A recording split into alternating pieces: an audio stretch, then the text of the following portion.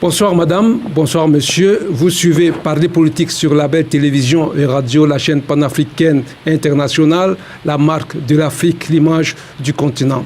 Parler politique de ce soir s'arrête au Gabon où nous allons parler élections en ce contexte préélectoral pour les législatives qui auront certainement lieu en cette année 2018. Ces législatives sont attendues depuis 2 ans. Il y a déjà eu ces présidentielles qui ont laissé les marques, mais en ce moment, le Gabonais s'attend à aller élire les nouveaux députés pour son Assemblée nationale. Dans quel contexte vont se dérouler ces élections? Nous en parlerons tout à l'heure et c'est pour cela que nous sommes ici ce soir pour parler élections au Gabon, processus politique, regard scientifique. C'est à la faveur d'une journée d'information, d'une journée d'échange que des hommes et des femmes de sciences ont organisé ici à Libreville sur cette thématique. Et nous avons pensé que nous pouvons en faire profiter non seulement le grand public du Gabon, mais également les autres publics africains et internationaux. Je vous présenterai mes invités juste après cette ponctuation. Rebonsoir, mesdames, rebonsoir, monsieur, chers téléspectateurs de la belle télévision et radio. Parler politique ce soir, c'est élection au Gabon, processus politique au regard scientifique. À la faveur d'une journée d'échange qui a lieu ici au Gabon sur le thème rituel du vote, représentation nationale et démocratie au Gabon. C'est le thème de notre débat ce soir, pour savoir dans quel contexte les nouvelles élections, les élections qui pointent à l'horizon du Gabon, à savoir les législatives, vont se dérouler, et pour savoir si effectivement les élections contribuent à renforcer la démocratie, la gouvernance politique dans ce pays, ou alors il y a des avancées, mais peut-être davantage encore des reculades. Nous en parlerons ce soir. Et pour cela, j'ai invité sur ce plateau le professeur Simon-Pierre Mvonendon. Bonsoir, professeur. Bonsoir. Merci d'avoir accepté notre invitation ce soir. Et à ma gauche, le docteur Sylvain Zamba. Bonsoir, docteur. Bonsoir. Merci d'avoir répondu à notre appel et à notre sollicitation. Nous allons parler donc élection au Gabon et à travers votre regard de scientifique, mais également de votre regard d'observateur averti, tout simplement parce que vous êtes des citoyens gabonais et vous savez où vous vivez et comment ça se passe. Mais avant tout, plantons un peu le décor de notre échange sur ce plateau avec ce papier de Landry Kombe-Zuba. Dans son propos préliminaire, le ministre d'État, ministre en charge de l'Intérieur, Lambert Noël Mata, a d'abord expliqué le rôle que joue son département ministériel et celui du CGE, le Centre gabonais des élections. Depuis les assises d'Angondje, le ministère de l'Intérieur est chargé des missions préélectorales, donc les missions qui se situent en amont du processus électoral. Le reste, à savoir les opérations électorales proprement dites, est du ressort du Centre gabonais des élections. Ensuite, il a fixé la date de la première phase de la révision de la liste électorale. Vendredi 15 juin vont démarrer sur l'ensemble du territoire national les opérations de révision à l'effet de constitution de la liste électorale devant servir au scrutin. Enfin, une innovation a été mise en place pour permettre aux électeurs qui décident de changer de circonscription électorale. On donc pensait qu'il fallait limiter les déplacements et que le citoyen pouvait effectuer cette opération là où il se trouve. Si vous êtes inscrit à Minzik et que vous voulez désormais venir vous inscrire à Libreville, vous effectuez un seul déplacement. Vous allez à Minzik. Il sera mis à votre disposition un formulaire avec la situation actuelle, donc inscrit à Minzik, situation nouvelle, Libreville. Et comme vous avez aussi d'enrôlement la déclinaison de toutes les sections électorales à Libreville, donc dans ce site à Minzik, vous avez les arrondissements, vous avez les centres et bureaux de vote rattachés à ce siège. Cela limite les déplacements et limite aussi les événements fâcheux qui pourraient se produire. Il reste donc au CGE, le Centre gabonais des élections, de fixer la date du scrutin des élections législatives.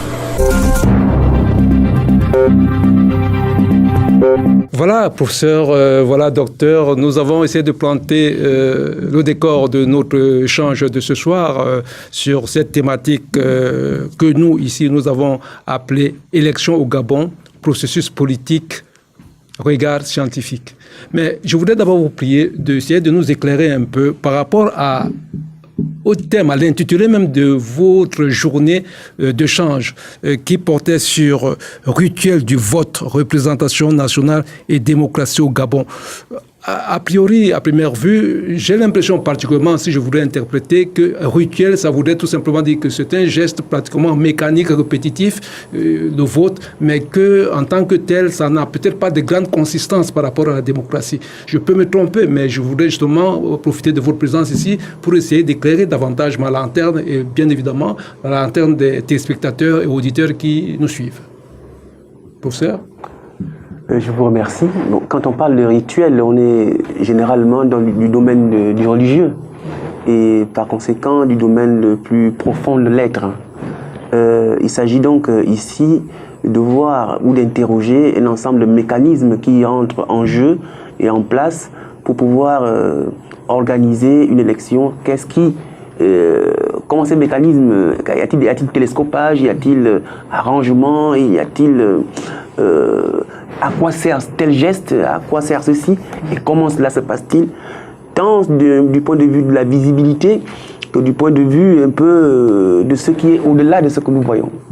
Et alors le travail du scientifique que nous sommes est effectivement d'essayer d'interroger un ensemble de gestes, sinon de comprendre le langage ou la langue du politique pendant ces moments-là. Merci, professeur. Alors, je vais me tourner vers vous, docteur, pour poser une question pratique.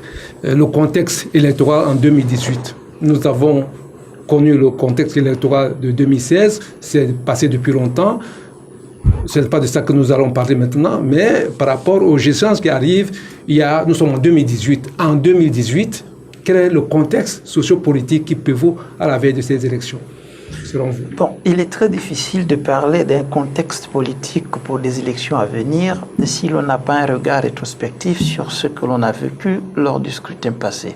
Il s'agit des élections, il s'agit du vote.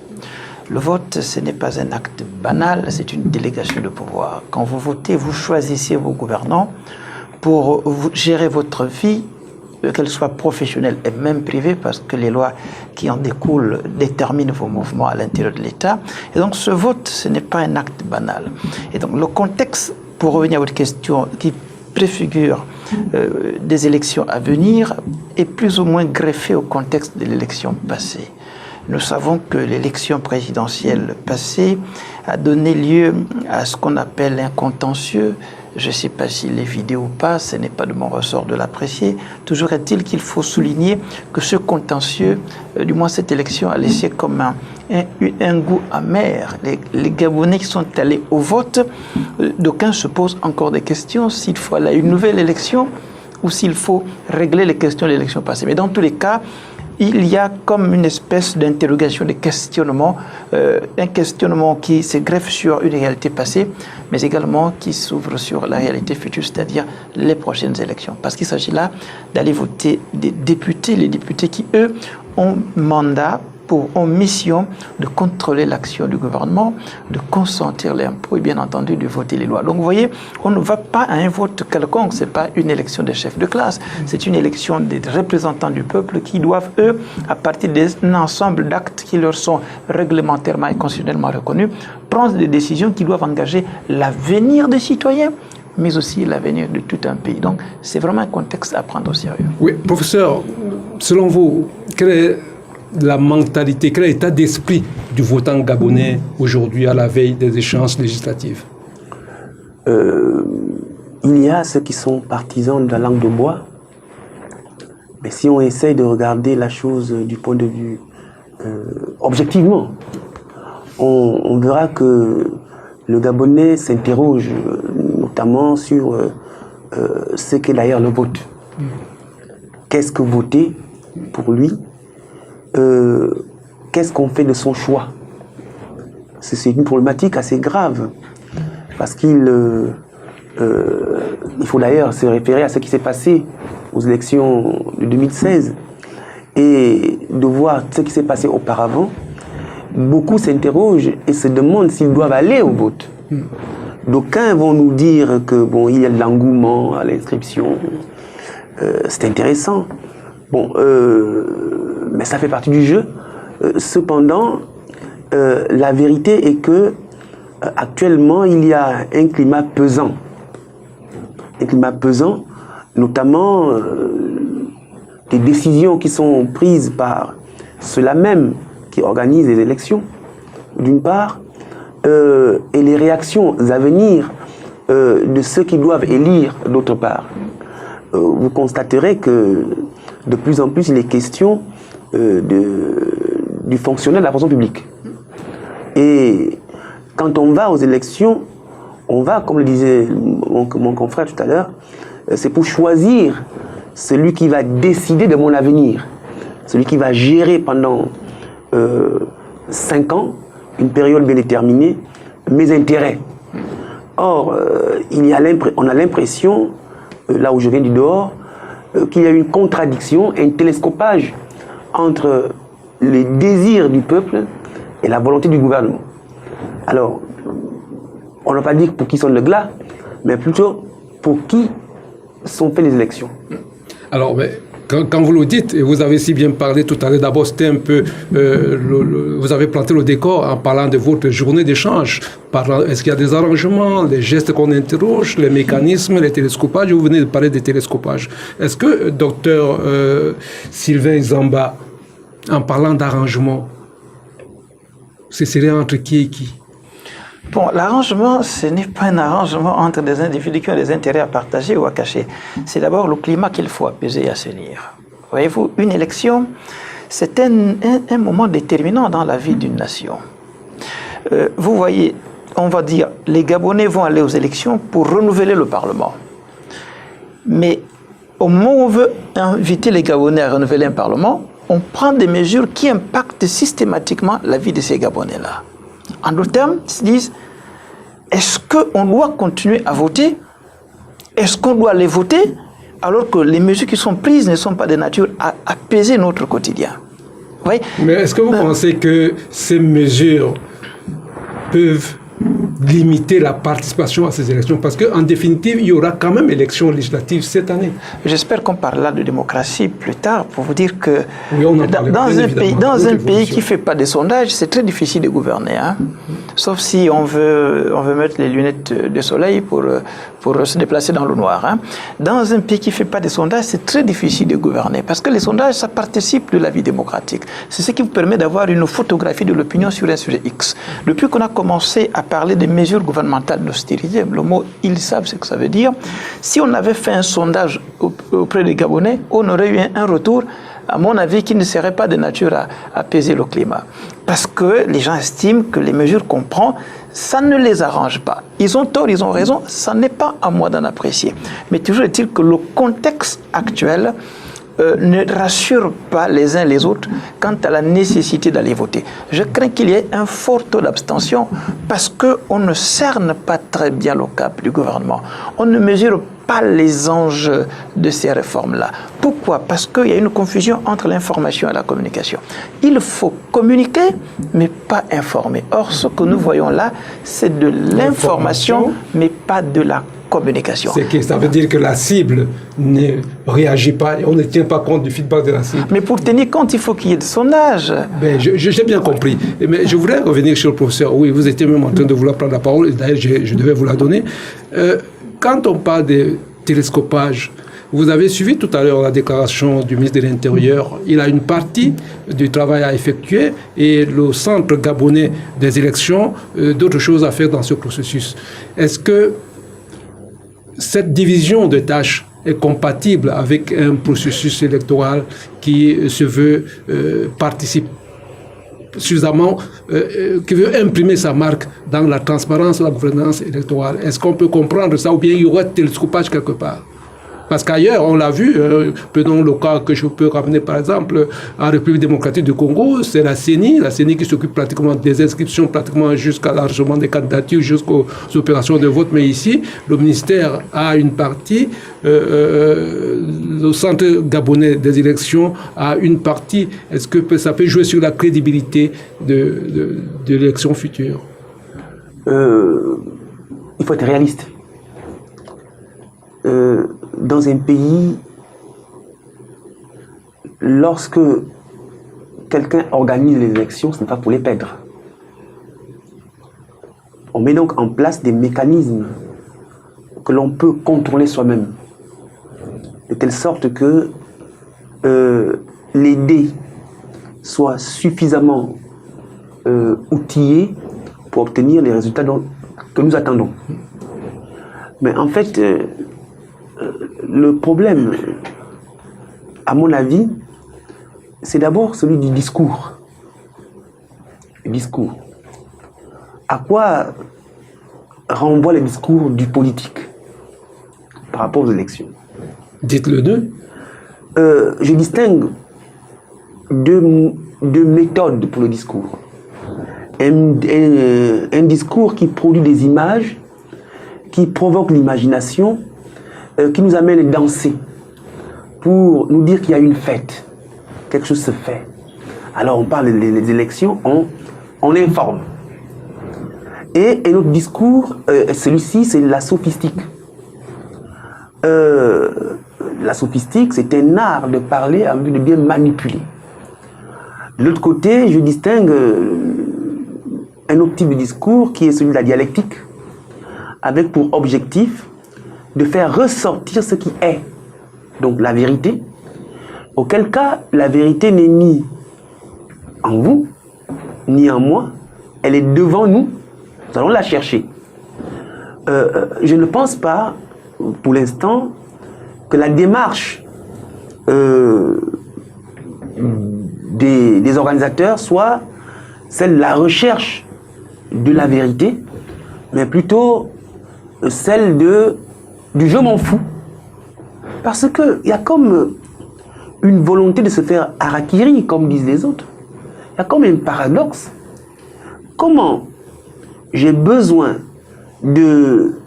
d'électeurs à un moment crucial comme celui-là, je vais mettre du feu dans le camp des électeurs et solliciter mon maintien au pouvoir maintenu par eux. Vous savez, quand on parle véritablement de démocratie, et lorsqu'un peuple, on parle d'un peuple qui se reconnaît dans la démarche, dans la conduite de ses dirigeants. Et donc, oui, de ces dirigeants, de ceux qui vont le représenter. Ceux qui vont le représenter. Or, si ce peuple ne se reconnaît plus dans ses dirigeants, le peuple dépose ses dirigeants. C'est-à-dire, ils sont amenés à démissionner. Or, là où je parle de contradiction, et je me demande si les conseillers, des gens bien intelligents là-dessus, c'est que je m'aperçois que le gouvernement qui doit donner une majorité à son président s'organise pour mettre en place des mécanismes qui provoquent la colère des électeurs pour que les électeurs déposent le gouvernement. Parce que je ne vois pas comment quelqu'un qui est traumatisé par des coupes sombres dans son train de vie va avoir le courage de dire « Je vous félicite, continuez ».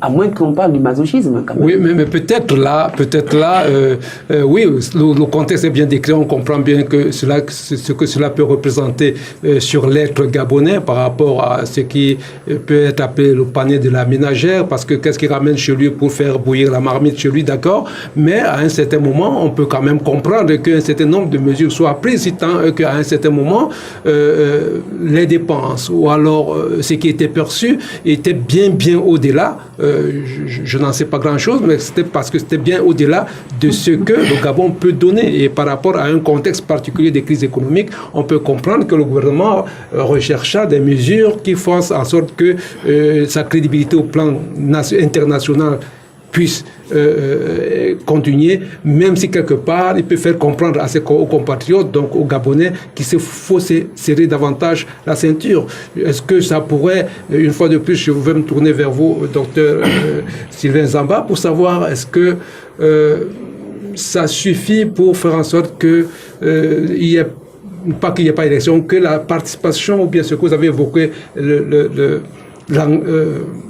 comment dirais-je, l'abstention puisse être énorme par rapport au prochain scrutin, parce qu'on a quand même vu, moi j'ai circulé en ville, j'ai vu parfois des longs rangs, n'est-ce pas, pour s'inscrire et chercher les cartes de vote. Bon, voyez-vous, on va se parler très franchement. Les réformes, ce n'est pas quelque chose de mauvais en soi, les réformes, à la seule condition qu'elles soient expliquées et qu'au bout du bout, on en mesure l'importance. Je vais prendre des exemples simples. Le président de la République arrive en 2009 à la tête du pays. Il estime qu'il y a trop de conseillers à la présidence, il faut en réduire. Il a le droit. C'est le chef d'État, il a une vision pour le pays, il a un projet à réaliser, n'est-ce pas? Bien. Il réduit les conseillers et ça s'arrête là. En politique, il ne faut pas rater l'occasion de s'exprimer, tout comme il ne faut pas rater l'occasion de se taire quand on n'a pas grand-chose à dire. Quand on réduit les conseillers, qu'est-ce qu'on aurait voulu entendre ce temps-là? C'est de dire il y avait 30 conseillers, par exemple, à la présidence. Voici, il coûtait aux contribuables gabonais, par exemple, 1 milliard à l'année.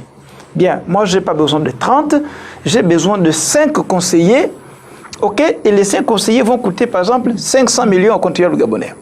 Maintenant, cet argent que je vais récupérer pour avoir fait partir les autres conseillers, je vais le réinvestir ou dans l'éducation, par la construction des établissements dans telle ou telle localité, soit dans la santé, pour la construction de tel ou tel dispensaire ou l'équipement de telle ou telle unité de soins, ou par le financement des études de médecins. Voilà ce qu'on attend d'une réforme. C'est qu'elle soit pédagogiquement passée et qu'au bout du bout, on explique les retombées. Et qu'est-ce qu'on veut en faire? Mais on en a réduit et puis on s'est arrêté là. On arrive encore à nouveau. On veut faire des réformes, on a encore réduit les conseillers à la présidence. Mais quelle est la valeur ajoutée? Qu'est-ce qu'on y gagne quand on réduit? Et ce gain-là, qu'est-ce qu'on en fait? Où est-ce qu'on le réinvestit? C'est exactement ce qu'on attend. Donc il faut qu'il y ait une pédagogie de l'action politique, parce que le peuple, au bout du bout, a besoin de comprendre quel est le cap du gouvernement. Quand le gouvernement fait, il fait pourquoi? Pour aller où? Pour atteindre quel objectif?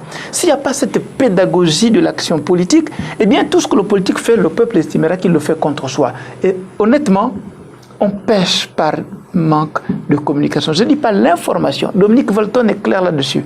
Informer, ce n'est pas communiquer. Ce n'est pas communiquer. S'il vous plaît, veuillez m'excuser. Oui. Bon, je pense que il faut qu'on en finisse avec une sorte de gouvernance intuitionniste.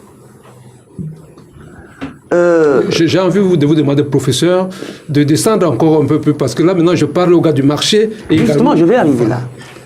Il faut faire un choix, il faut opérer un choix épistémologique entre la rationalité et l'intuition. On ne se lève pas un matin pour décider, pour faire l'éclat, et puis on ne sait pas quoi faire. Regardez ce qui est arrivé en 2009. Effectivement, on attendait de grandes réformes. Mais qui on a récupéré comme conseiller? J'ai vu un casting qui a été fait en Europe. On a récupéré des jeunes Gabonais qui étaient là-bas, à qui on a donné des postes de conseillers, sans aucune expérience. Et ceux-là avaient un salaire hautement supérieur. Ils avaient 1 million et quelques par mois. Pour quel rendement? Aujourd'hui, on revient, on dit non, bon, on a fait, il y avait trop de conseillers, mais qui les a recrutés? C'est pas tous les fonctionnaires qui ont bénéficié de cette période-là. Aujourd'hui, ceux-là qui ont conçu la base du président et qui doivent normalement payer, on demande à d'autres qui n'ont même pas participé à la gouvernance de payer. Et vous ne voyez pas que c'est assez difficile de demander à quelqu'un qui a déjà du mal à s'en sortir. Parce que ce qui s'est passé, regardez, c'est que il y a eu l'augmentation du pétrole, du gaz, du carburant à la pompe. Mais les salaires diminuent. Et on travaille pour qui? Pour le Gabonais ou bien pour autre chose? Je vous propose, avant de continuer cette discussion, de suivre cet autre élément, toujours dans cette couleur électorale, et puis nous allons continuer notre discussion.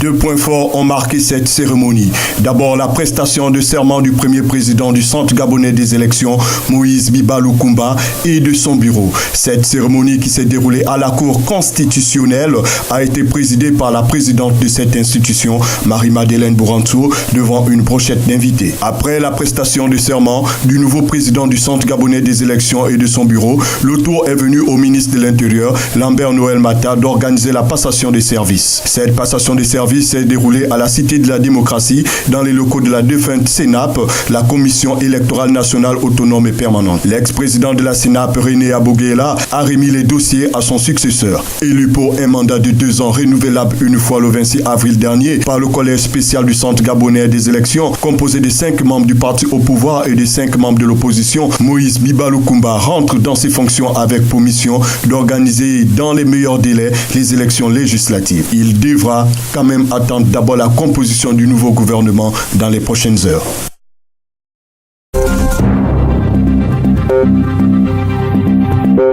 Ok, professeur, je vais revenir vers vous d'abord pour votre exposé lors de la journée d'échange a porté sur le romantisme démocratique ou la démocratie et ses ennemis. Êtes-vous en train de nous dire que la démocratie au Gabon est une simple vue de l'esprit? Bon, vous voyez, quand je parle là, du romantisme démocratique, il s'agit des jeux de séduction. Alors, on rentre en danse, dans une danse, et il faut séduire le peuple. On va le séduire par les dons, par des visites auprès de l'électorat, et à l'intérieur, on va créer de l'ambiance. Mais au cœur de cette ambiance, la véritable victime, ce serait la démocratie. Je m'explique. Lorsqu'on va parler, si vous vous souvenez de nos leçons de philosophie, la mort de Socrate.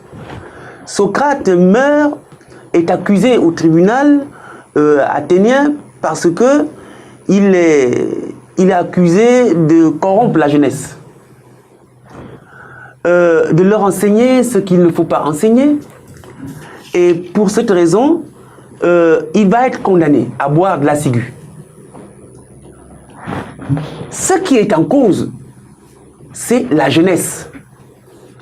Et Bongo, père, nous disait, la jeunesse est sacrée. C'est-à-dire que on ne touche pas à la jeunesse en tant que valeur.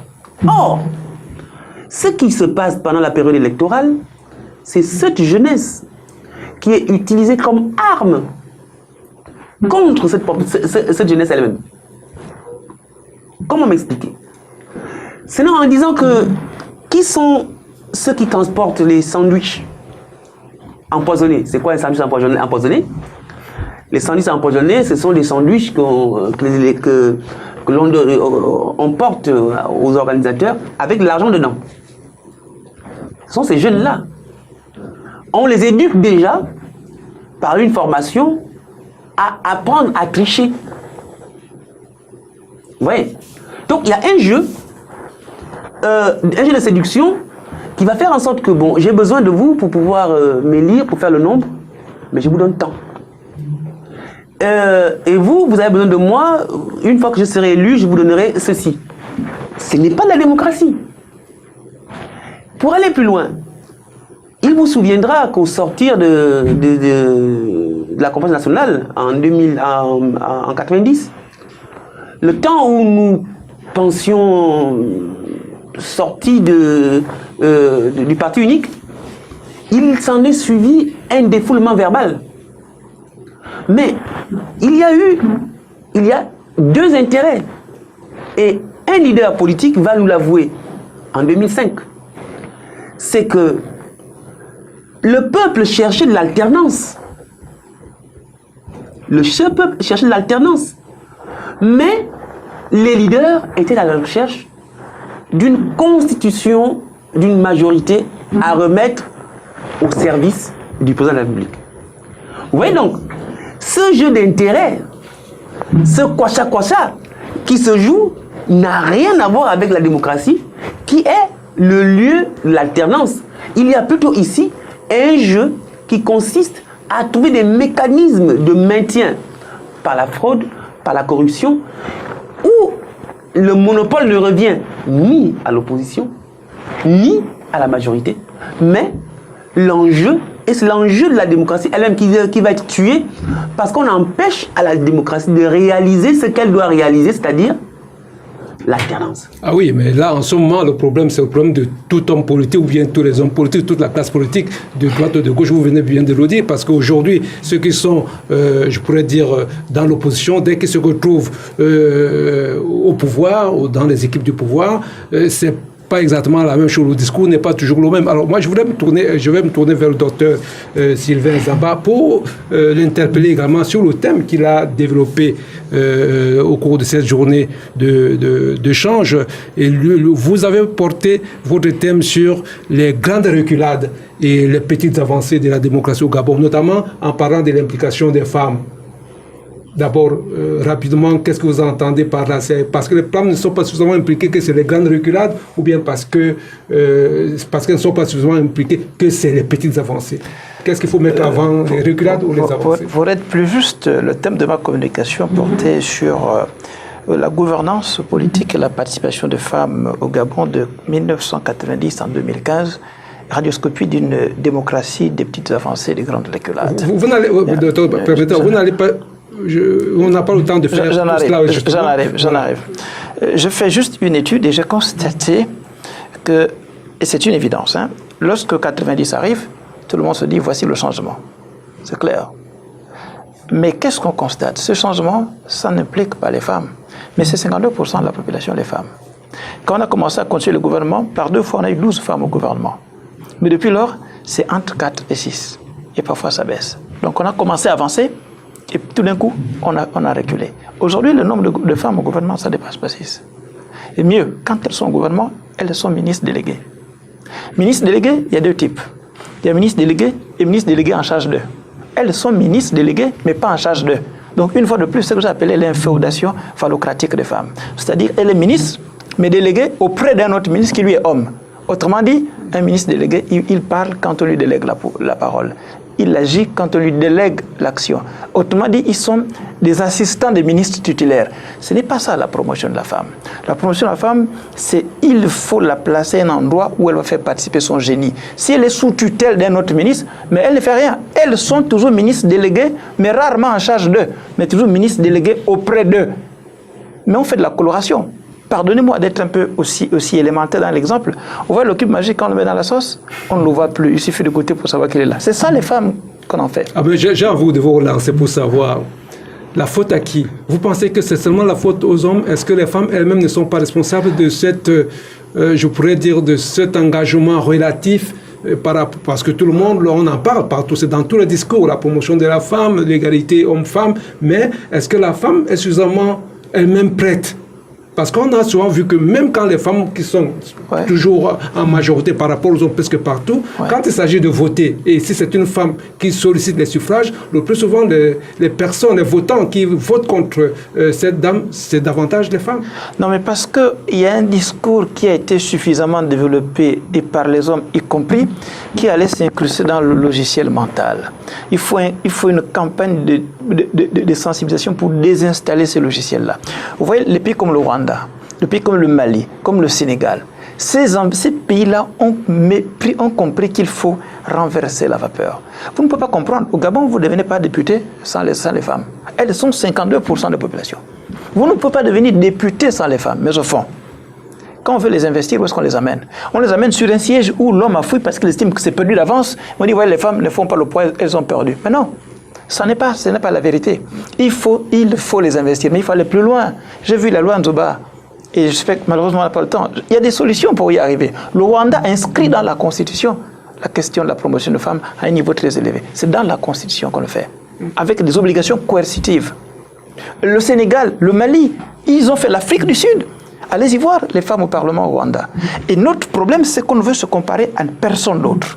Et je vais vous dire, si vous regardez tous les matins dans votre miroir, dans votre chambre, vous dites je suis le plus haut, vous mentez. Parce que le jour que vous allez vous comparer à quelqu'un d'autre, vous allez voir que vous êtes menti pendant longtemps. Il faut que le Gabon apprenne à comprendre. Non pas le jeu de politique comparée, s'il vous plaît. On se compare. Mais quand vous entendez les discours de nos hommes politiques, il n'y a aucune comparaison, même pas au niveau sous-régional, même pas au niveau des pays voisins. Mais quand le politique français parle, il dit chez nos amis belges, chez nos amis britanniques, chez nos amis allemands, ils ont fait ça. Mais nous, on ne compare pas. Or, la vérité vient de la comparaison. Alors, donc, comme la vérité vient de la comparaison, je voulais demander, les ennemis dont parlait le professeur, les ennemis de la démocratie, vous étiez en train de développer cela. Est-ce que vous pouvez approfondir davantage ça et est-ce que le verre est dans le fruit? Il est véritablement dans le fruit, voyez-vous. J'ai dit, bon, notre problème à nous, au Gabon, c'est effectivement de faire un choix entre vivre du point de vue de la rationalité ou de vivre du point de vue de l'intuition.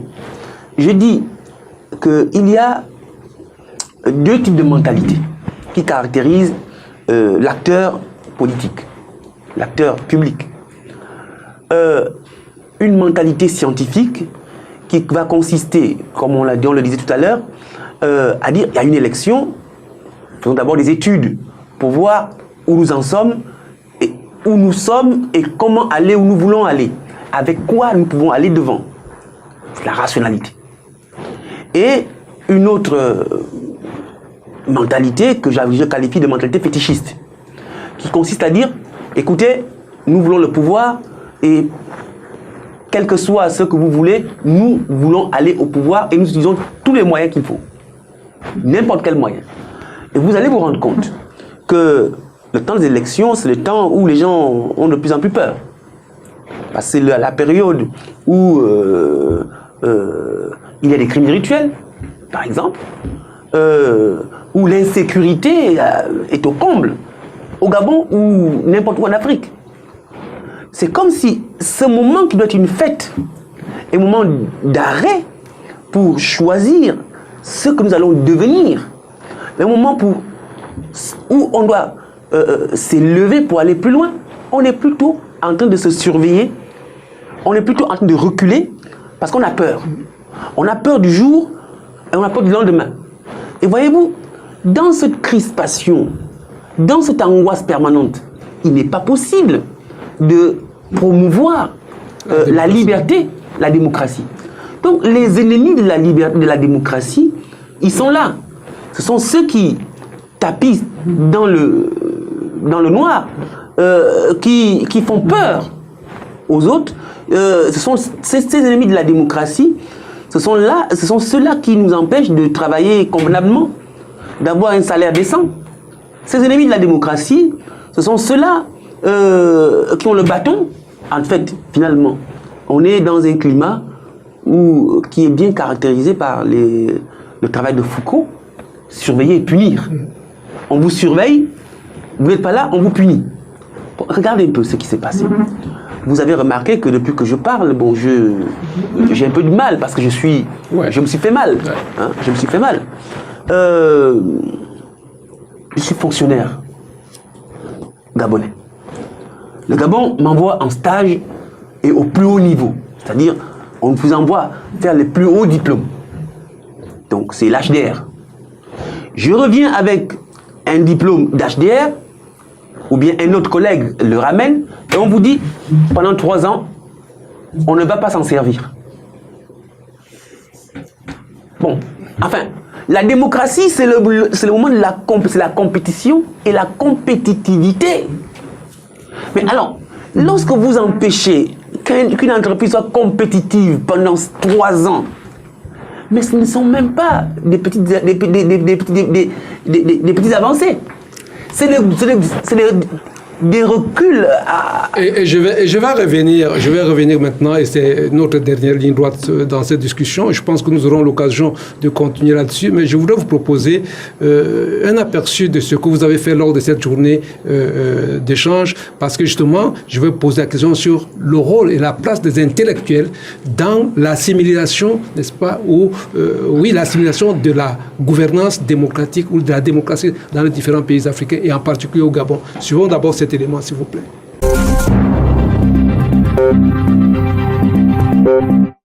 Au Gabon, le processus de démocratisation est en marche depuis le début des années 90. Alors qu'on aurait pu croire que la machine électorale est bien huilée, les spécialistes expliquent que la tradition de violence post-électorale avec son cortège de destruction donne à penser que l'organisation des élections et surtout l'acceptation des résultats qui en découlent ne relève pas encore d'une tradition démocratique bien intégrée. Combien tu me donnes pour voter pour toi? À défaut de réduire les élections en Afrique à cette question, l'on ne saurait pour autant passer sous silence le fait qu'en Afrique comme ailleurs, l'argent a pris une place essentielle dans le dispositif global de la démocratie électorale. Au-delà d'une relation qui serait strictement idéologique, il faut que les populations, n'est-ce pas, soient instruites de ce qu'est le vote. Et le rôle, n'est-ce pas, d'instructeur des populations revient aux chercheurs. Concernant le débat sur les élections à 1 ou 2 tours en Afrique, le professeur Guiro Satangarino estime qu'il n'existe pas de meilleur mode de scrutin. 1 ou 2 tours, ça explose. Et on l'a vu ici comme ailleurs. Les faits montrent aussi que l'élection à 2 tours est une spécificité française, née de l'histoire française et de l'esprit juridique français. Et que donc l'esprit et le droit français n'ont pas une vocation à l'universalité, sinon ça se saurait. La preuve, c'est que la Grande-Bretagne ne connaît pas l'élection à 2 tours, l'Allemagne ne la connaît pas, les États-Unis ne la connaissent pas. À travers la publication dans quelques temps de leurs travaux, ces chercheurs entendent aider les populations à prendre conscience de ce qu'est le vote et mieux accompagner les pouvoirs publics dans le processus de démocratisation du Gabon.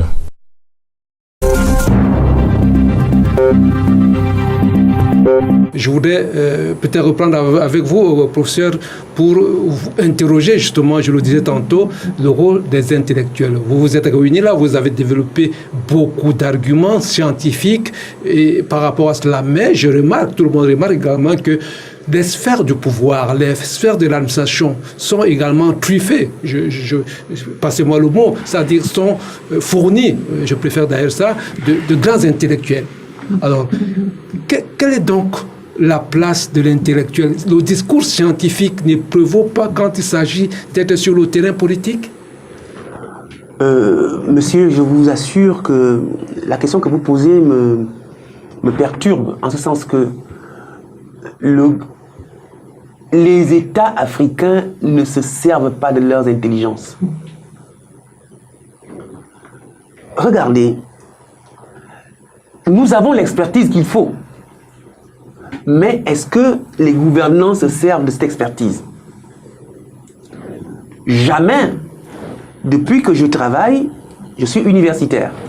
Au Gabon, à l'extérieur, j'interviens.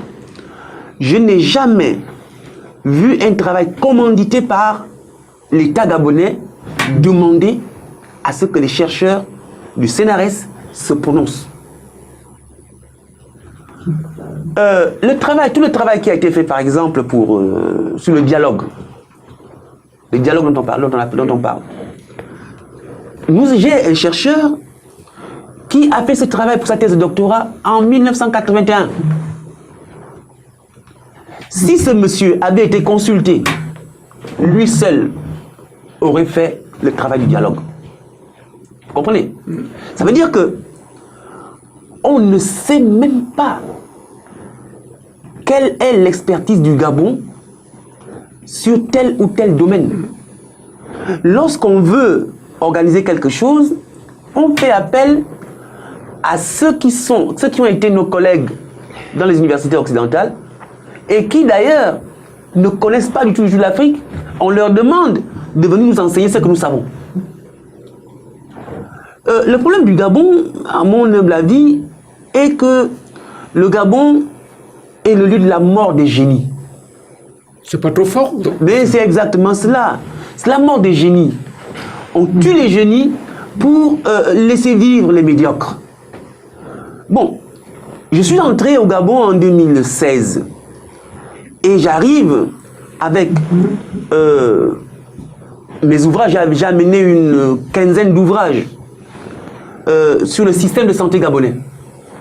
J'ai dit, bon, comme les Gabonais n'ont pas de l'argent pour accéder aux livres, j'ai demandé à être reçu par des ministres de la République et même par l'Assemblée nationale pour leur présenter le travail que j'ai réalisé avec mes équipes de recherche pour que leur politique de développement soit éclairée par notre expertise scientifique.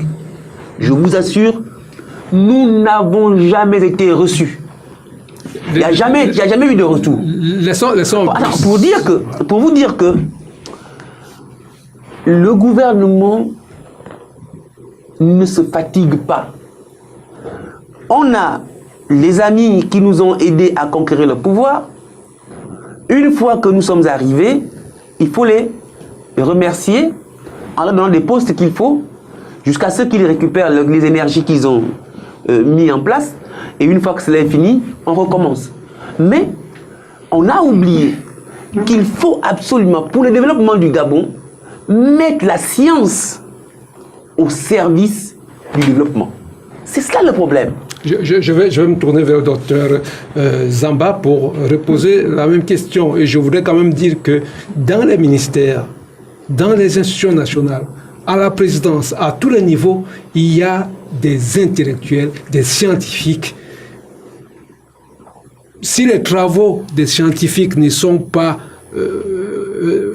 utilisés en tant que tels, ou bien alors si on n'a pas commandé des travaux spécifiques à des scientifiques en tant que tels, mais les scientifiques sont au niveau décisionnel dans les ministères. Est-ce qu'ils n'ont pas, vous n'allez quand même pas nous faire croire que le politique ignore totalement vos propositions en tant qu'intellectuel, en tant que scientifique par rapport à pourquoi est-ce que ce n'est pas une démission d'abord par rapport à... Je ne prends pas la parole du professeur Zamba, mais je voulais simplement vous dire que la science nous prend. Et je vous mets au défi de nous montrer ces scientifiques de haut talent et de haut niveau qui vont se contenter d'être dans l'administration. Dans l'administration, il y a des diplômés.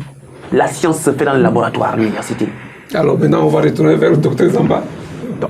Voyez-vous, parfois notre pays est un pays de paradoxes.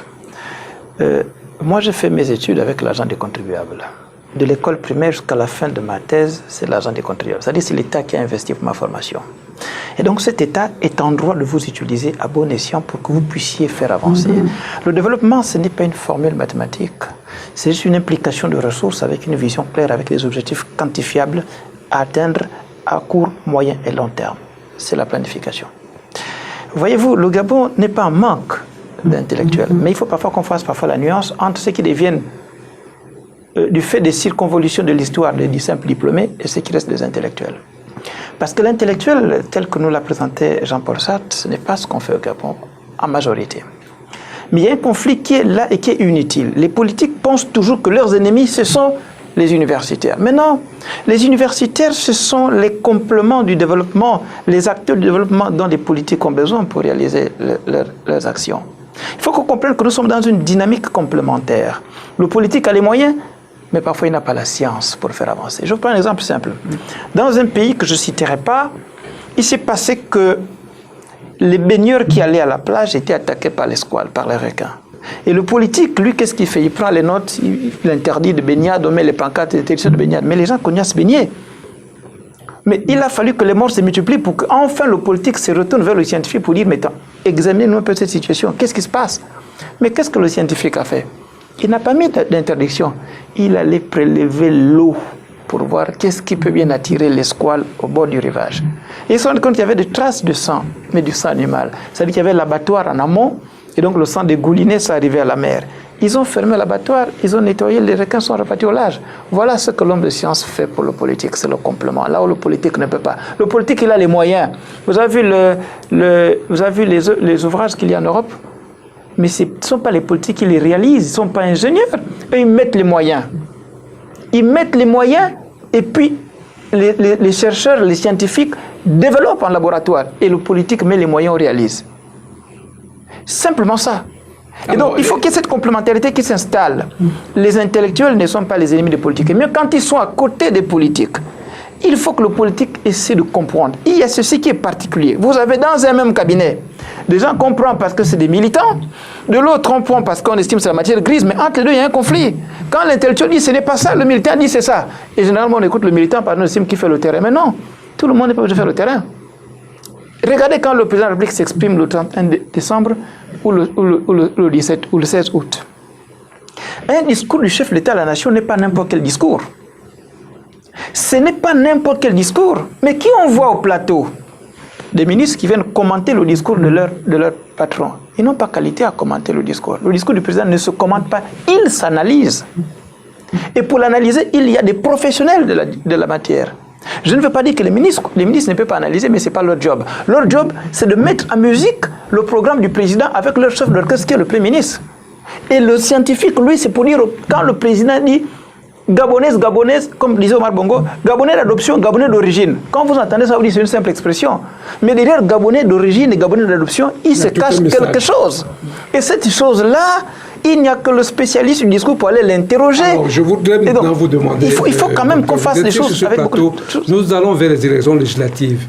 Quelles sont les propositions après tout ce regard, je pourrais dire, analytique, critique, mais scientifiquement critique, ce n'est pas critiquer pour critiquer, que vous avez posé, vous posez bien souvent. Qu'est-ce que vous pouvez dire, qu'est-ce que vous proposez, qu'est-ce qu'il faut faire pour que ça change?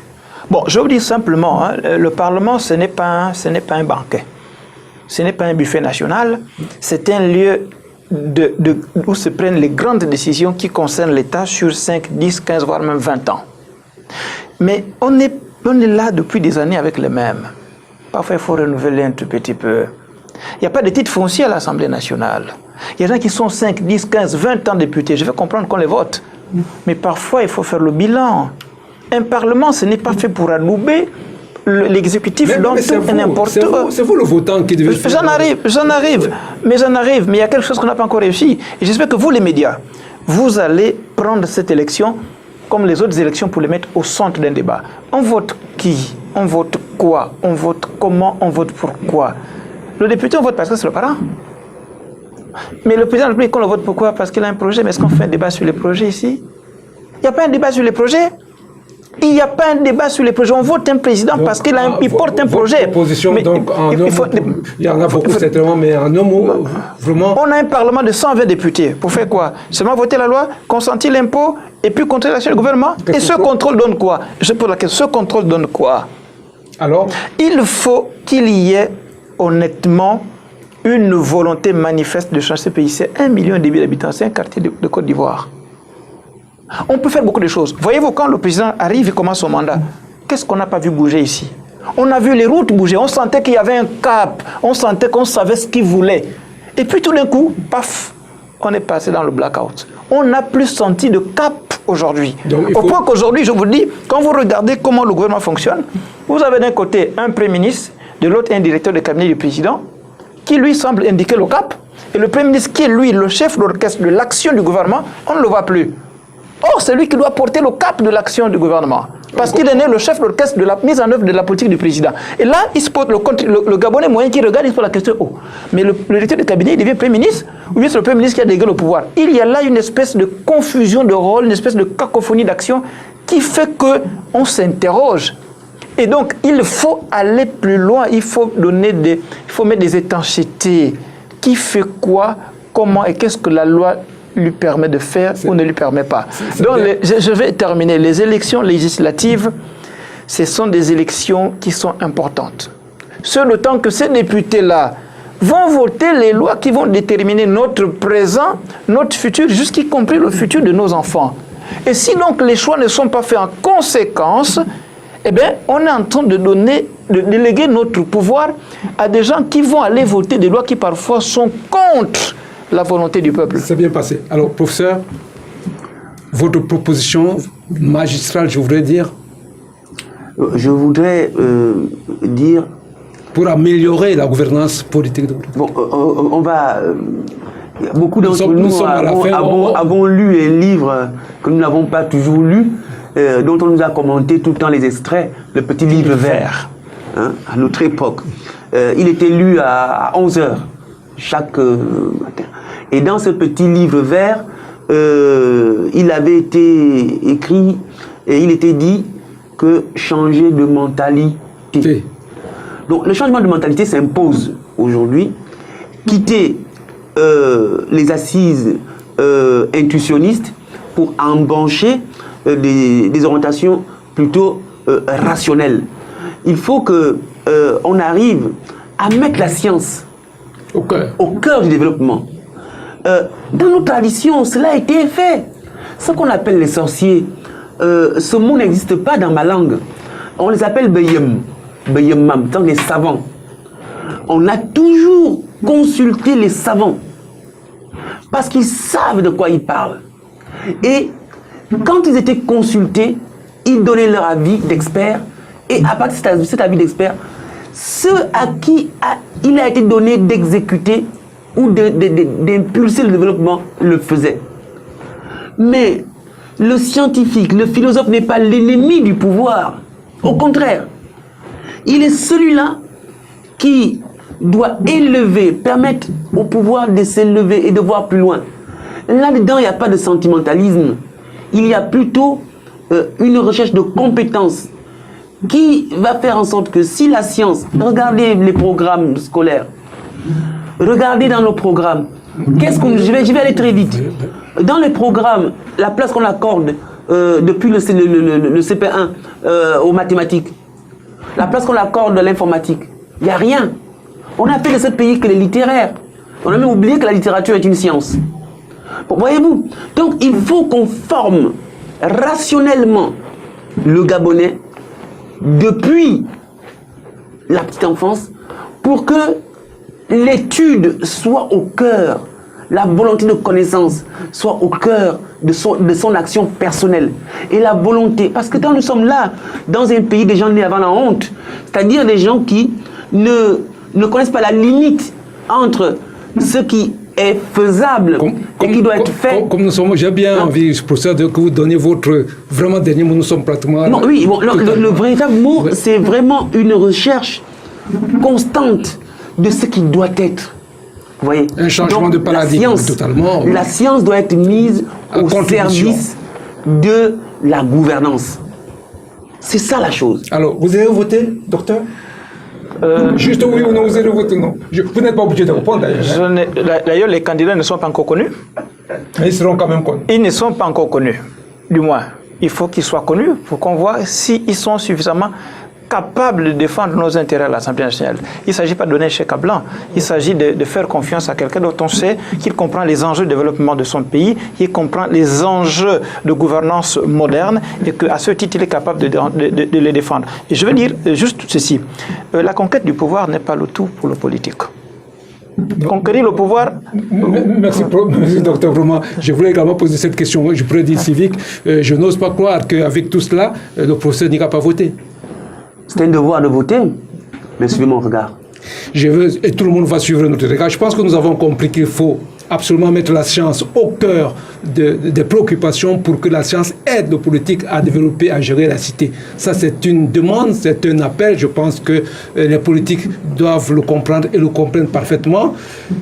Merci, chers téléspectateurs, auditeurs de la Belle Télévision. Merci d'avoir suivi cette émission de Parler Politique. Nous espérons vous avoir apporté une petite contribution dans la lecture de la situation politique par rapport aux élections et la place des élections ou du vote dans la société gabonaise et partant en Afrique. Merci d'avoir été des nôtres. Bonsoir et à très bientôt.